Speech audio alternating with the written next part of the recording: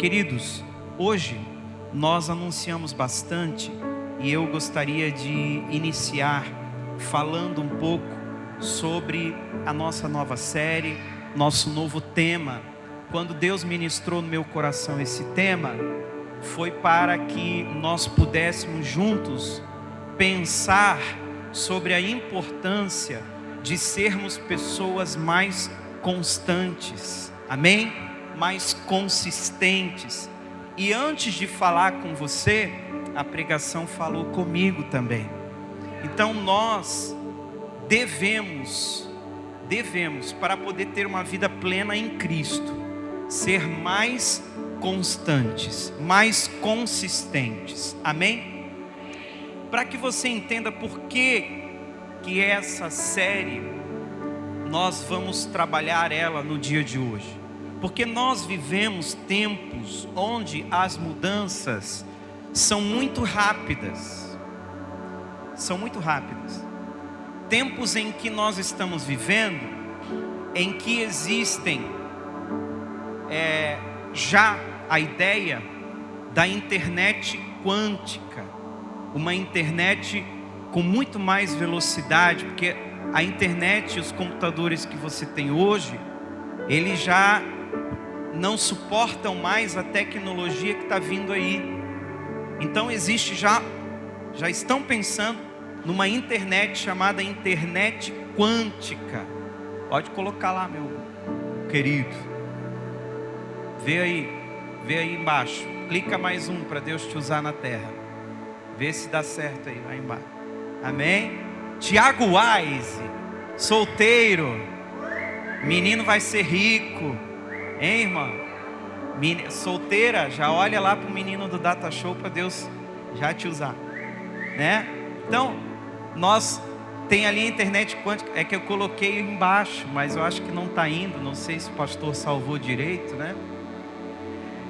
O que você está vendo no meio ali é que o nosso Data Show ele é de alta definição. Ai, misericórdia. O que você está vendo ali é um navio não tripulado. Então hoje em dia já está se pensando. Escuta aqui que eu estou falando para você, amém? O que eu estou falando, irmão? Das mudanças da nossa sociedade, amém? E o que acontece com mudança? Mudança traz insegurança. Mudança traz em nós uma insegurança social. As coisas estão mudando muito rápido. Eu estava falando do navio autônomo, que não vai ter mais comandante, não vai mais ter tripulação. Já até está se pensando em um novo direito marítimo para poder atender esses navios que não têm tripulação. Nós somos a primeira geração, por exemplo, a lidar com a noção da extinção da nossa existência. Nós somos a primeira geração a lidar com bomba atômica, com arma de destruição em massa. Nós somos a primeira geração que está convivendo com armas que podem matar a todos nós a qualquer momento. Então, a própria noção da existência já se fala em hominicídio, que é a destruição de toda a vida que existe. Já existe até uma disciplina nas faculdades chamada colapsologia, que une as áreas do conhecimento para entender o colapso geral das sociedades induzido pelas mudanças climáticas, escassez de recursos, extinções, desastres naturais. Ela é chamada de nova teoria do fim do mundo. Então, os acadêmicos já estão estudando o fim do mundo, porque as coisas estão mudando muito rápido e para pior. Você veja, há 200 anos atrás, nós éramos 1 bilhão de pessoas. Há 200 anos. o que historicamente é ontem. Se você pegar a história, 200 anos é ontem. Há 200 anos atrás nós éramos 1 bilhão. Hoje nós somos 8 bilhões. E como gerenciar o interesse de todos? Israel está aí para você ver. A terra é de Israel, não é de Israel. É palestino, não é palestino. E um não quer o outro, e um não aceita o outro. Aí vem o colapso social. Aí a gente entende por que de algumas políticas dos governos para poder parar a natalidade, porque não é interessante para os governos que o povo tenha filho. Tem um filósofo, um sociólogo polonês chamado Zygmunt Bauman, que ele fez um livro chamado A Sociedade Líquida. E Bauman definiu como modernidade líquida um período que se iniciou após a Segunda Guerra e ficou mais perceptível a partir de 1960. E esse sociólogo chamou de modernidade sólida o período anterior, o período dos nossos avós, por exemplo. A modernidade sólida dos nossos avós era caracterizada pela rigidez, pela solidificação das relações humanas, das relações sociais, da ciência, do pensamento. A busca pela verdade era um compromisso sério. As relações sociais e familiares eram rígidas, mas eram duradouras. E o que se queria era um cuidado com a tradição. Apesar dos aspectos negativos reconhecidos por Bauman da modernidade sólida, o aspecto positivo era a confiança na rigidez das instituições e a solidificação das relações humanas. Já a sociedade líquida, a nossa, é totalmente oposta à modernidade sólida. As relações econômicas ficaram sobrepostas às relações sociais e humanas. E isso abriu espaço para que cada vez mais houvesse uma fragilidade do laço entre pessoas e de instituições. A lógica do consumo entrou no lugar da lógica da moral. Assim as pessoas passaram a ser fortemente analisadas, não pelo que elas são, mas pelo que elas compram. A ideia de compra também adentrou nas relações sociais, e as pessoas passaram a comprar afeto e atenção. Uma sociedade líquida, sem substância, sem rigidez, sem moral, sem tradições, quer quebrar com tudo que é tradição. Às vezes a gente olha aqueles prédios, Israel bombardeando o prédio, aí bombardeia o prédio, pum, aí cai tudo. Essa geração nossa é uma geração de bombardeiros, de tradições, bombardeiros de fundamentos. Vai bombardeando tudo que é tradição, tudo que é fundamento, é contra tudo, para reconstruir do zero alguma coisa. Então, hoje isso se potencializou. Já se passaram 63 anos desde que Bauman constatou essa sociedade líquida. Então, a tendência é que piorou. Nós nos tornamos seres mais inconstantes.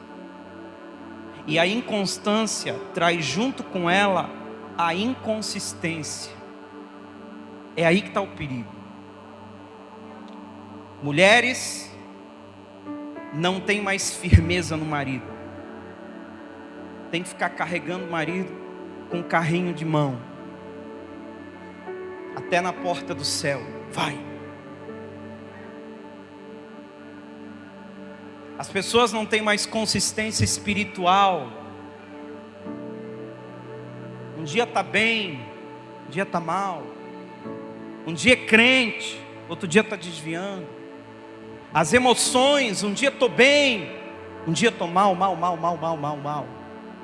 Hoje acordei mal. Já tenho que ir no psicólogo, já tenho que tomar psicotrópico, já tenho que me afundar, já tenho que isso, já tenho que largar ministério, já não tenho que ir mais na igreja, porque eu não reconheço mais. Pronto, dá uma crise existencial. Daqui a pouco volta para o prumo, continua mais dois. Aí vai para onde? Algumas pessoas, para vício. Porque o vício tira você da realidade. O vício faz você viver num mundo de fantasia, faz te sentir bem, e você não precisa enfrentar problemas. Então, o grande defeito hoje da nossa geração é a inconstância, é a inconsistência. É a inconsistência. Você vê televisão, mas as notícias não são verdadeiras. É manipulado. Você vai comprar algo de 5 quilos, não tem 5 quilos. O bujão de 16 quilos não tem 16 quilos. O combustível tem 70% de outras coisas e 30% só de combustível. Nada é o que parece. E daí o que faz a gente, na nossa mente, acontece na nossa mente? Que tudo é falso. E que todo mundo é falso. Por que muita gente não vem na igreja? Vão me tirar dinheiro. Vamos tirar dinheiro. Só querem saber de dinheiro. Que esses pastores, que essas igrejas, que isso, que aquilo. Por quê? Está na mente. Porque vive um mundo de inconsistência.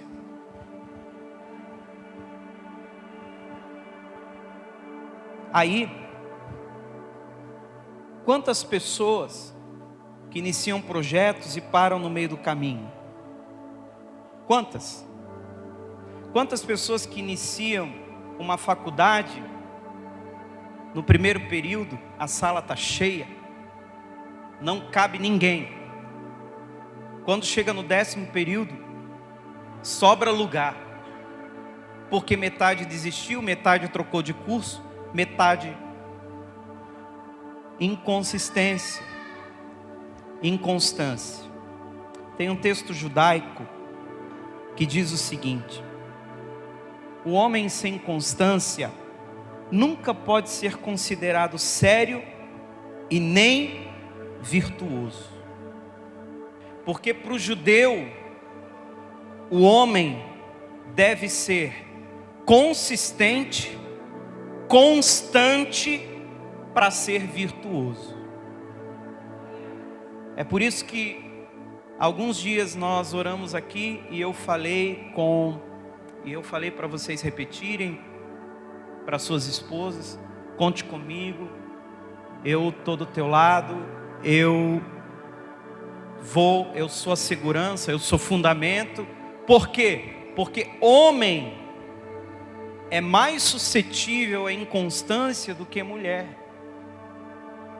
Perdoe-me os homens que aqui estão, do qual eu também faço parte. Mas nós somos mais inconstantes, temos a tendência de ser, do que nossas esposas. Mais crises existenciais do que nossas esposas. A mulher, em que pese o homem, ele é mais racional na hora de pensar, mas ele é mais emocional na hora de existir. Então, ele tem a tendência de ter crises mais sérias do que as mulheres, se é que você me entende. Então, o homem sem constância nunca pode ser considerado nem sério, nem virtuoso. E Tiago nos traz um panorama sobre a constância, o poder e o valor de sermos pessoas constantes. Tiago capítulo 1, versos 2 a 8, diz assim: Meus irmãos, tende motivo de grande alegria quando cairdes em várias tentações. Olha aqui que loucura. Quando você cair em várias tentações, o que o crente de hoje faz? Murmura. Não vou mais. Deus, o que está acontecendo? Deus, porque eu fiz isso, porque eu fiz aquilo. Porque, vou dizer para você, a gente está numa geração que faz pouco. E o pouco que faz, a gente ainda quer passar pano em Deus. Não, mas eu fiz isso, fiz aquilo. Não, meu, tu não fez nada. Não fez nada. Não está fazendo nada. Mais do que o que Jesus fez por você na cruz. Nada. Então, meus irmãos, tem de motivo de grande alegria quando você cair em várias tentações. Mas por que, pastor, que eu devo ter alegria de quando eu caio em tentações? Por quê? Sabendo que a prova da vossa fé opera paciência. Então, quando você tem a fé provada, esticada, está operando em você paciência. Em outras palavras, perseverança. Você fica uma pessoa mais perseverante, mais paciente. Tenha, porém, a paciência, a sua obra perfeita, para que sejais perfeitos e completos, sem faltar em coisa alguma. E se algum de vós tem falta de sabedoria, peça a Deus, que a todos dá liberalmente, e o não lança em rosto, ou seja, não cobra nada. Deus não cobra nada. Se você precisa de sabedoria, o que o texto está dizendo? Peça, e o Senhor te dará. Agora, não seja inconstante. Se você reconhece que precisa de sabedoria no seu casamento, na sua vida, na sua empresa, ao invés de você sucumbir às provas, peça a Deus sabedoria, que Ele vai te dar, e não vai te cobrar nada, e não pede nada em troca.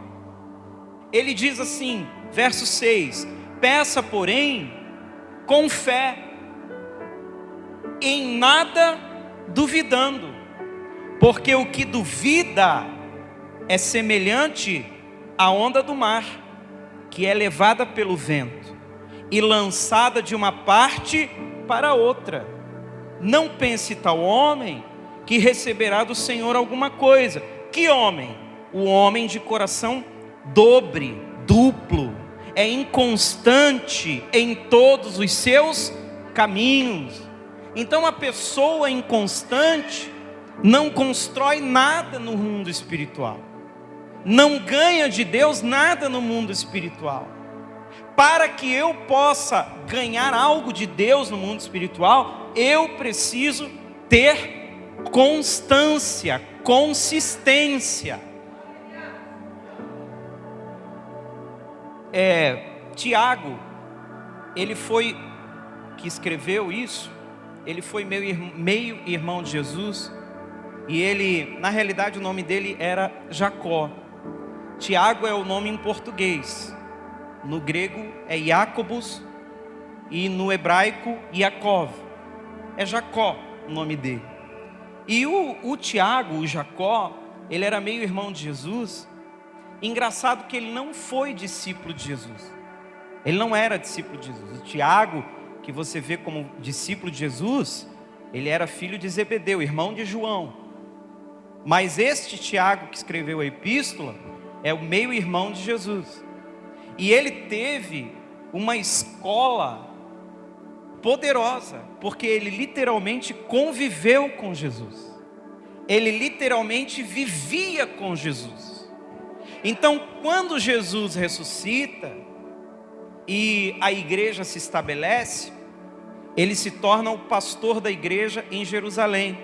Foi a primeira comunidade cristã, foi em Jerusalém, do qual o pastor era o Tiago, meio-irmão de Jesus. E esse pessoal que estava lá, passou por um período de fome. Os cristãos de Jerusalém estavam passando um período de fome e de perseguição duríssima dos judeus. Duríssima.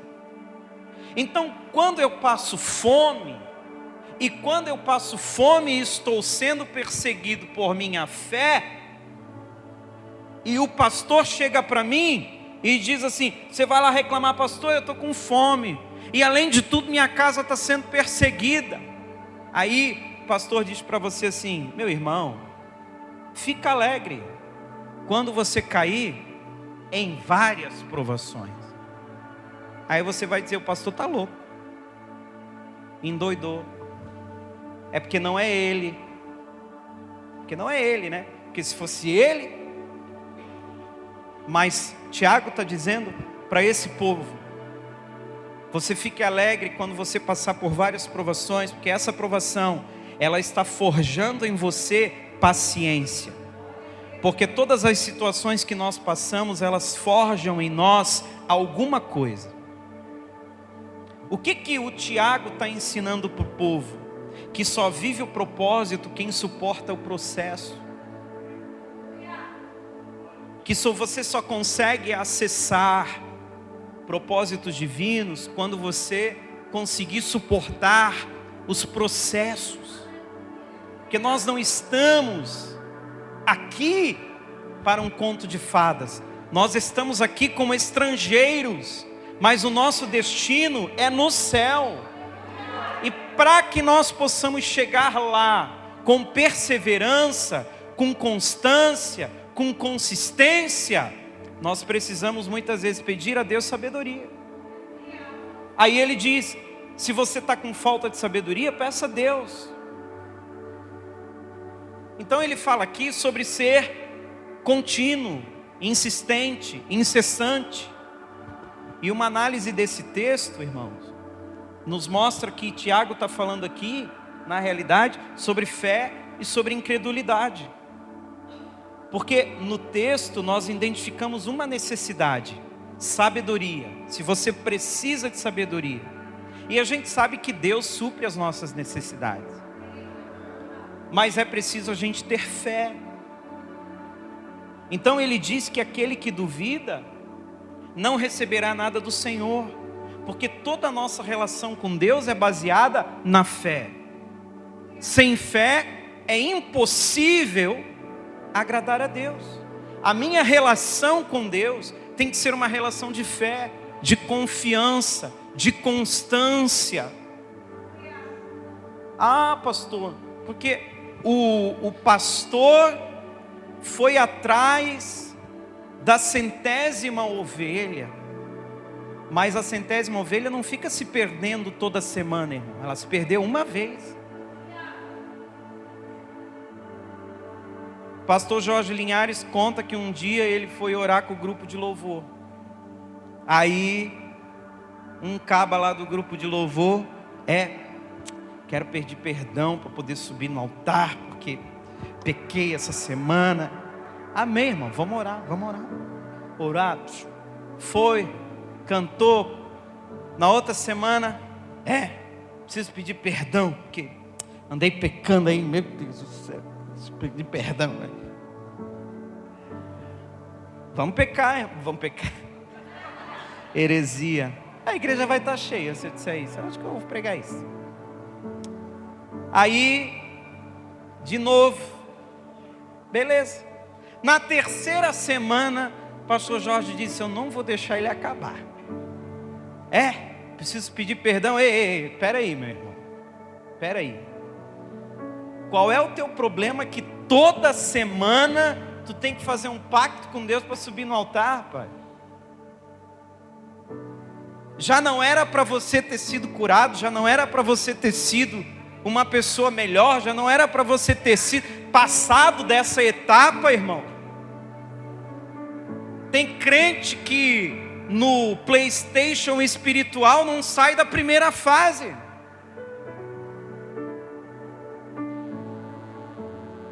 Aí tem uns, eu era crente, abandonou a fé, abandonou porque não foi macho para ser constante e continuar.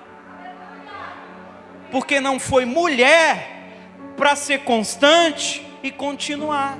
Por que abandona a fé? Porque apertou o sapato, porque apertou no calo, porque tinha que transformar, não quis transformar, aí coloca a culpa em pastor, coloca a culpa em igreja, diz que tomou dinheiro. Ah não, fiquei milionário com o teu dízimo. Comprei uma BMW com o teu dízimo. Para, rapaz, dá uma mixaria. Já é fofoqueiro, dá uma mixaria, ainda sai falando. É porque tu não teve coragem para ser constante. Porque quem está feliz, irmão, não reclama. Quem reclama é o infeliz. Quem cuida da vida dos outros é o infeliz. Porque quem está feliz cuida da própria vida. Entendeu? Mas o infeliz gosta de cuidar da vida dos outros. Então, veja, pessoas inconstantes. O Zygmunt Bauman falou sobre sociedade líquida. Mas e se a gente falar sobre a igreja líquida? As pessoas estão dentro da igreja líquidas, que vêm para um consumo, mas não são constantes na sua casa, não são constantes na sua vida, não são constantes na sua fé, não são constantes na sua liderança, não são constantes nos seus pensamentos. Vê um post no Instagram, vê um post no Facebook, pronto, já dá uma crise energética na pessoa. A pessoa já começa a entrar em estado de profusão. Calma, irmão. Ah, mas eu fiquei triste. Eu também fico triste, irmão. Todo mundo aqui. Quem aqui já ficou triste? Eu. Quem já ficou alegre? Eu. Quem já teve decepção? Eu. Quem aqui às vezes dá vontade de jogar a mulher do quarto andar? Eu. Às vezes dá vontade dela me jogar do quarto andar? Dá. É normal. Ah, pastor, porque tu não sabe o que eu passo? Sei, irmão, sei. Tu é casado? Tudo normal. Sabe o que falta para nós? Constância. Constância. Eu não posso ser inconsistente na minha relação com Deus. Amém? Então diga, eu não posso ser inconsistente na minha relação com Deus. Então, para você ser constante, primeiro, assuma o poder de ser filho. Então olha para quem está do seu lado e diz, assuma de uma vez o poder de ser filho de Deus. João 1, 12, 13, mas a todos quantos o receberam, deu-lhes o poder de serem feitos filhos de Deus, aos que creem no seu nome, os quais não nasceram do sangue, nem da vontade da carne, nem da vontade do homem, mas de Deus. Esse texto está me dizendo que eu não nasci da vontade dos meus pais, não nasci mesmo porque eu fui um acidente. Não nasci da vontade dos meus pais. Se fosse para eles planejarem, eles não me teriam. Mas foi por causa da vontade de Deus. Então você foi criado por uma vontade de Deus. Não dos seus pais, não de vontade humana, não da carne. Veja, ele está falando aqui de vontade humana, vontade dos pais, e nem da vontade da carne. Quando o óvulo se junta, o esperma, o óvulo, lá acidentalmente se junta, não foi nem a carne que te projetou no acaso, mas foi a vontade de Deus.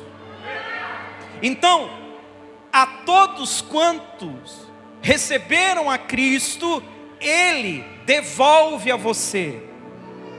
Você aceita Ele, e Ele te dá o poder de ser chamado filho de Deus. Agora, muitos de nós não exercemos o poder de ser filho. não exercemos. Agora teve enchente lá em Itajaí. Graças a Deus aqui foi tranquilo, mais tranquilo, né? E eu fui pregar bem na sexta-feira que estavam dizendo que o mundo que ia dar um dilúvio em Itajaí. Vai dar uma tragédia em Itajaí. E eu fui pregar na sexta-feira e eu disse para os irmãos: irmãos, nós somos crentes, não somos? Cremos em Deus, não cremos? Irmão, exerce tua fé. Bota o pé na frente da tua casa, irmão. E diz: em nome de Jesus, na minha casa não vai entrar. E eles fizeram, e não entrou. Sabe por quê? Poder de ser filho. O poder de ser filho. Não, Deus, eu sou teu filho. Eu não estou dizendo isso aqui para você chegar em qualquer lugar. Chegou na frente da CVC e viu lá o cartaz de Dubai. Eu sou teu filho, vou para Dubai. Ei, para de graça. Pode até ser, irmão, mas eu estou falando sobre as coisas da vida, sobre o teu casamento, sobre os teus filhos, sobre coisas que você não controla, que acontecem no mundo espiritual, você não controla, mas você é filho. No mundo espiritual você não é conhecido como uma criatura, você é conhecido como filho de Deus.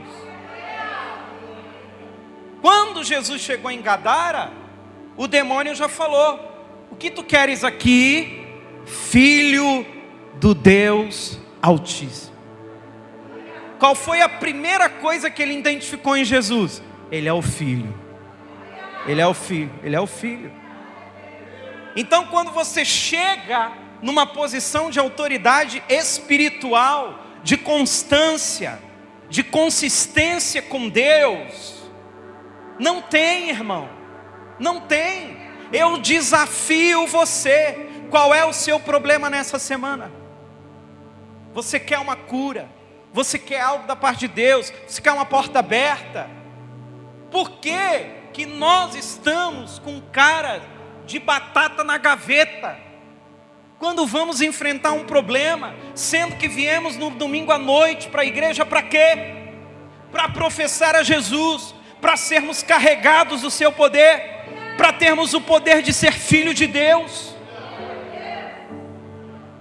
Então, quando você vai enfrentar o mundo amanhã de manhã, você vai como filho. Então, a primeira coisa para você ser constante, diga: a primeira coisa para eu ser constante, eu tenho que assumir que eu sou filho de Deus. Existe um poder em ser filho de Deus. Existe um poder no mundo espiritual em você ser chamado filho de Deus. Gálatas capítulo 4, verso 6 diz: e porque sois filhos, Deus enviou aos vossos corações o Espírito do seu Filho, que clama: Abba, Pai. Assim que já não és mais servo, mas filho. E se és filho, és também herdeiro de Deus por Cristo. Então, existe um Espírito, o Espírito do seu Filho. Quando nós nos colocamos como filhos de Deus, Ele envia aos nossos corações o Espírito do seu Filho. E daí, quando Ele envia o Espírito do seu Filho para nós, nós começamos a implantar aqui na terra a cultura do céu. Então, se a cultura dessa terra é a inconstância, eu começo a implantar a cultura do céu, a constância, a consistência, a persistência. Eu vou investir, eu vou persistir, eu vou fazer. Por quê? Porque eu sou filho de Deus. E porque filhos de Deus não recuam, não retroagem. Filhos de Deus não colocam a mão no arado e voltam para trás. Filhos de Deus não iniciam processos e largam as coisas no meio. Filho de Deus não tira a mulher de dentro de casa para largar depois. Filho de Deus tem consistência, tem o caráter do seu pai, tem a cultura da sua família. Qual é a minha família? É a família de Deus. Quando você vai na casa de um amigo, você vê a rotina da casa dele é diferente da tua, o prato que é servido na casa dele é diferente da tua, o papo é diferente do teu, da tua casa, porque existe uma cultura lá, naquela casa. E assim nós temos a cultura do céu. Nós temos os nossos princípios, o nosso jeito de ser vindo dos céus. Nós não podemos ser inconstantes como famosos que casam e 3 meses depois se separam. Este é um modelo que o mundo criou para si. Mas nós devemos viver os padrões do céu para que possamos viver os milagres do céu. Porque se nós estamos aqui hoje, é porque queremos algo da parte de Deus. Precisamos de algo da parte de Deus. Eu preciso. E se queremos algo da parte de Deus, temos que falar a linguagem que é do céu. E uma pessoa inconstante não fala a linguagem do céu. Entende? Então, primeiro, para que eu seja constante, eu preciso assumir o poder de ser filho de Deus. E segundo, e eu termino aqui, veja, eu termino aqui no segundo ponto, não quer dizer que eu vou parar de falar agora, tá? Para depois vocês não debochar de mim. Eu estou dizendo que o segundo ponto é o último, não estou dizendo que é o último minuto. Para ser constante, seja uma pessoa que vive por decisão e não por condição. Amém? Então vamos ler junto comigo. Seja uma pessoa que vive por decisão e não por condição. Nós temos que ser mais fiéis às nossas decisões, porque a cada escolha existe uma renúncia. Cada escolha que fazemos na vida, renunciamos a outras coisas, mas nós escolhemos. E qualquer escolha que fizermos, terão problemas. Se eu não decidisse ser pastor, decidisse ser outra coisa, teria problema na outra coisa também. Se você vive solteiro e diz, eu não vou casar, porque casar dá muito problema, você vai ter problema do mesmo jeito. Então pelo menos casa e vocês dois vivem o problema junto, né? Divide o problema. Então nós somos frutos das nossas escolhas, isso você já sabe. Mas a condição muda. A decisão não muda. Uma vez que eu decido, eu preciso manter as minhas decisões. O problema desta geração líquida, desta sociedade líquida, é que eu decido hoje e quero renunciar amanhã. Eu não posso aqui editar o meu destino? Eu não posso editar os meus problemas? Onde é que está clicar editar?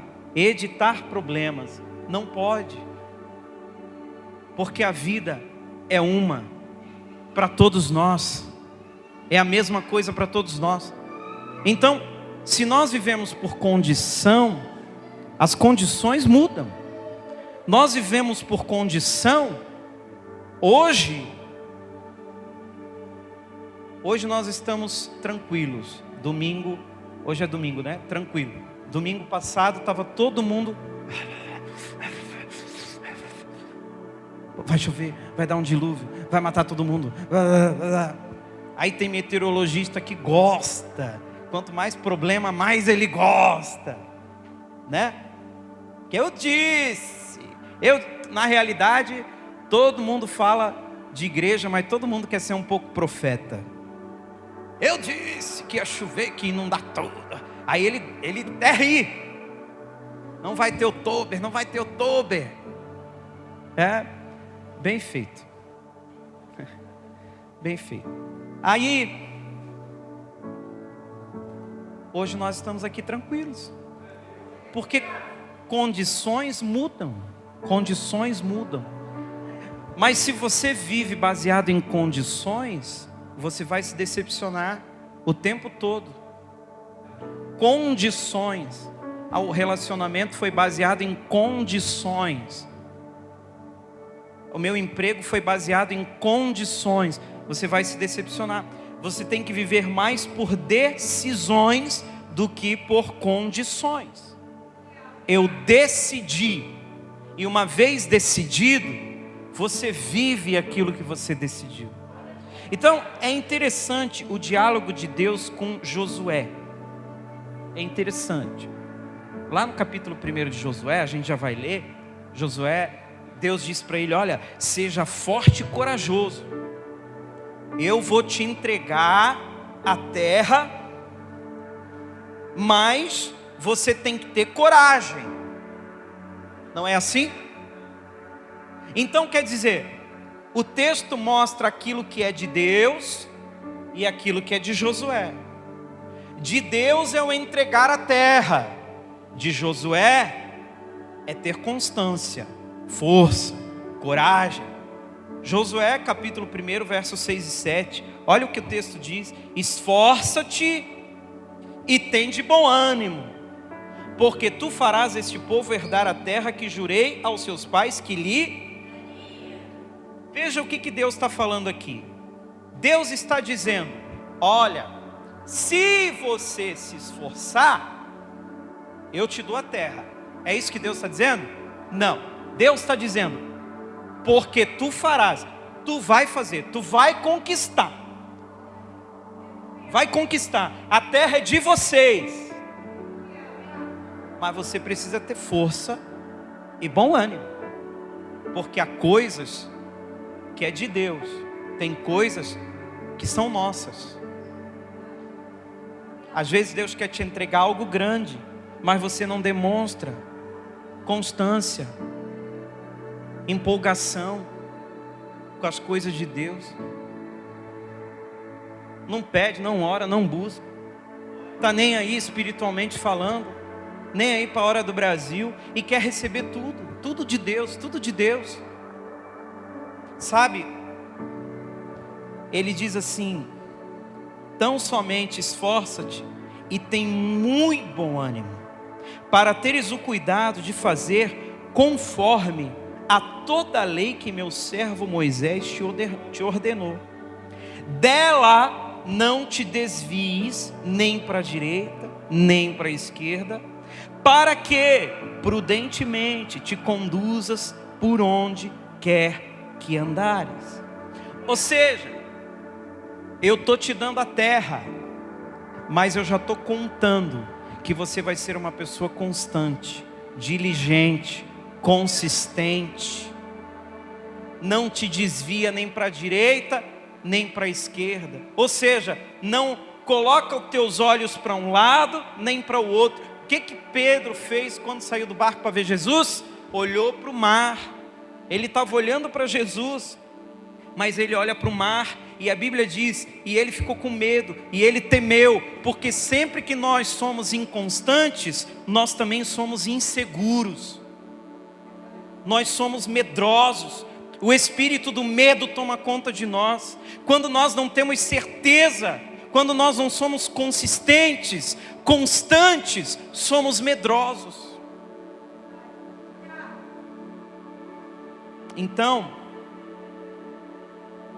nessa primeira noite, eu quero declarar sobre você que haja uma constância de Deus para a sua vida, amém? Eu quero declarar consistência espiritual para a sua vida. Eu quero declarar que você vai ser uma pessoa constante, espiritualmente consistente, para que você possa conquistar tudo aquilo que o Senhor já falou ao teu respeito. Veja, existem coisas liberadas, milagres liberados para você, esperando o seu posicionamento. Pastor, como que o senhor diz isso? Eu digo isso baseado no texto que acabamos de ler. Eu vou te dar a terra, Johnny. Ela é tua. Tu só se posiciona. E eu entrego. Então, a parte de Deus é entregar. A minha parte é me posicionar.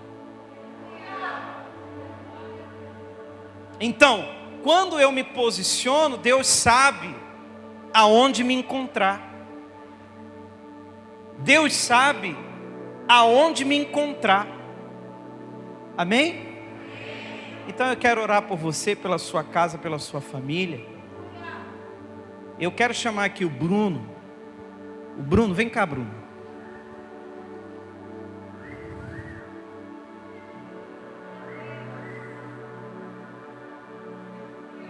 Quero falar de constância. A gente está falando de constância. E quando eu estava falando de constância, eu me lembrei do Bruno. O Bruno um dia me falou, né, Bruno, que tu tinha colocado um propósito no teu coração de terminar tudo que tu começou. Não foi? Fala pro povo aí, o que passou na tua cabeça para chegar nessa conclusão? Não, é que sempre deixava assim tudo aberto, sabe? Eu começava e nada fechava, assim. Se eu começasse uma faculdade, eu não terminava. Se eu começasse um curso, eu abandonava. E eu comecei a determinar que tudo aquilo que eu começasse, eu ia terminar. Seja um curso, seja um propósito, seja uma atividade. E graças a Deus eu tenho conseguido. Amém. Aplauda Jesus pela vida dele. Amém. Então quer dizer, Bruno, eu tenho coisas para te entregar, mas eu preciso que você seja constante. Aí você se posicionou, foi constante e o Senhor liberou. Está entendendo, irmão? Agora, murmurador não entra na terra prometida. Entendeu? Porque a gente pensa que murmurador é fofoqueiro. Não é isso que o texto está dizendo ali. O texto está dizendo ali, murmurador, de ficar reclamando pelos cantos, reclamando de Deus, reclamando do deserto, reclamando que no Egito era melhor. Ao invés de olhar para frente e ver que tem uma terra prometida, fica reclamando do que passou. Escuta aqui, o que passou você não pode mais mudar. O que você pode mudar? De hoje para frente. Então seja constante, faça um pacto com Deus hoje, faz um pacto com a tua família hoje, faz um pacto com você hoje. Porque eu, irmão, não vou ganhar nada se você for constante. É você que vai ganhar. Eu não estou aqui para falar coisa para você que eu não vivo. Eu preciso disso.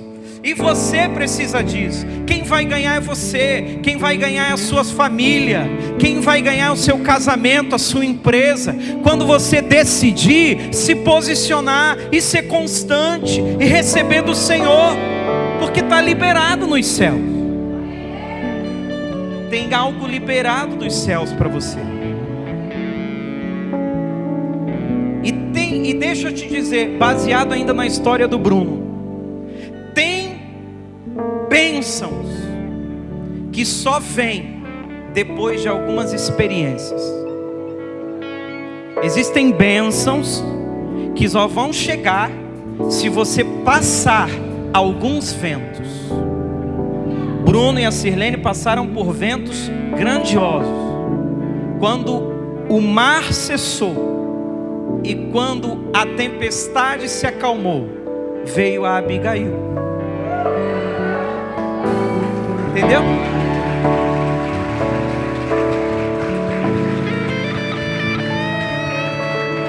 Então, existem processos para chegar no propósito.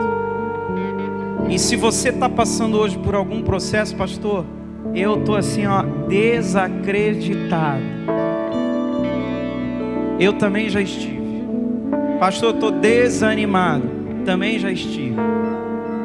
Pastor, vontade de largar tudo. Eu também já tive. De pregar no domingo aqui para vocês, chegar no carro e dizer para a Aline: não, não é para mim isso, não é para mim, não é. Esse negócio não é para mim. E ela dizer: não, vai, porque Deus é contigo, vai, dá um tapinha, vai mais uma milha, vai mais um pouquinho. E de pouquinho em pouquinho a gente vai indo. Entende? A inconstância vem, a decepção vem, o cansaço vem. Mas quando você se posiciona, a bênção também vem. O espírito do renovo também vem. O espírito para poder proteger a tua casa também vem. O espírito para proteger teu casamento também vem.